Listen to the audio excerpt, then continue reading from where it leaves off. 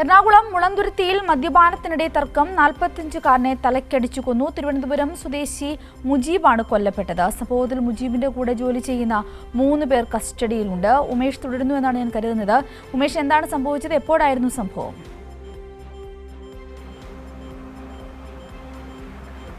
സിന്ദൂരി, ഇന്നലെ രാത്രിയിലാണ് ഈ സംഭവം നടക്കുന്നത്. ഈ മുളന്തുരുത്തി പോലീസ് സ്റ്റേഷൻ പരിധിയിൽപ്പെടുന്ന ഞണ്ടുകാട് എന്ന് പറയുന്ന പ്രദേശത്ത് അവിടെ ഒരു റിസോർട്ട് നിർമ്മാണം നടക്കുന്നുണ്ടായിരുന്നു. ആ റിസോർട്ട് നിർമ്മാണ ജോലിക്കെത്തിയ തിരുവനന്തപുരം സ്വദേശിയായ 45-കാരനാണ് കൊല്ലപ്പെട്ടത്.